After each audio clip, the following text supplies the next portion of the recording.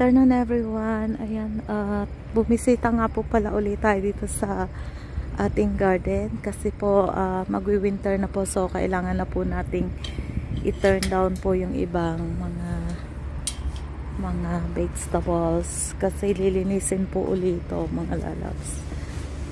Ayan o, hindi nila talaga kinuha po yung mga parang upo nila, pero parang nag-harvest na sila ng kanilang mga kamatis. Tara, puntahan po natin yung sa amin.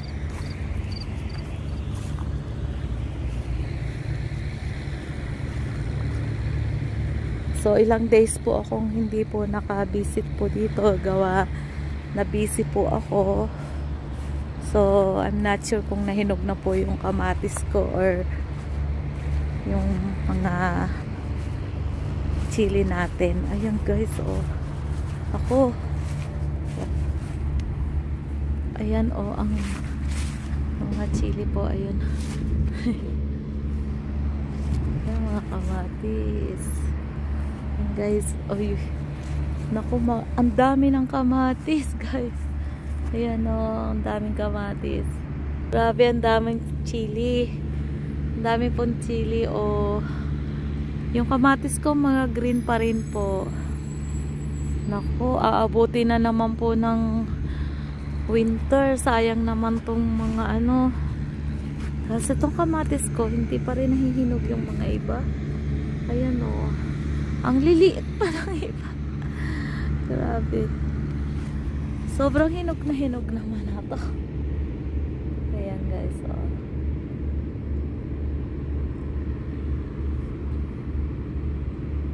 Yung talong natin parang wala naman pang bunga. Ayan oh.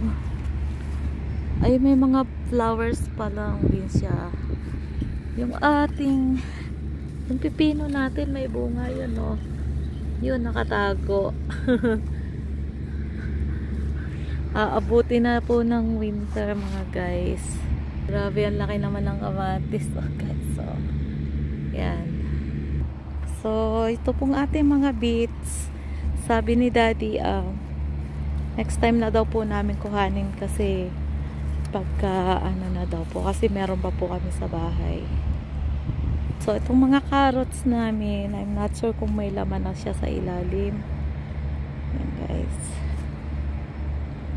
ito po mga carrots po yan. Hindi ko po alam kung may laman na po siya sa ilalim. Itong neighbor namin, oh, hindi pa rin niya ina-harvest yung mga ano niya, sibuyas. Yan. Itong mga kamatis natin, green na green pa po eh. Sobrang green na green pa rin siya. Kaya siguro mga ilang ano pa po ito bago mahinog. Kasi lumalaki po talaga siya ng sobrang laki guys. Ito, ang daming bunga. Babago pa lang siyang bumubunga. Oh. Aabuti na naman to guys ng winter. Yan. Kaya sayang na naman tong kamatis. So kukunin po natin yung mga bunga ng sili. Ayan guys, ang dami na naman po niyang bunga. So ayan guys, kinuha po natin yung pong mga chili po, ayan, and chili green and yellow chili po, ayan, pangsigang po yan mga lalab. So ayan, iniwanan po muna natin yung iba kasi medyo maliliit pa po, kasi lalaki pa po yan eh. So sa susunod na po natin kukunin. Ito po, marami pa rin pong bunga yung kabila, yan guys. And kukuha rin po tayo ng dahon kasi ilalahok po natin sa ano, may sabaw. Ayan yung dahon ng chili. So guys, yung amin pong mga nakuha po ng mga patatas, kumuha lang po kami ng 4 na puno po mga lalabs. Ayan, red potatoes po yan. So ito po ng aming mga kamatis ay hindi pa po ready to harvest, mga green pa po.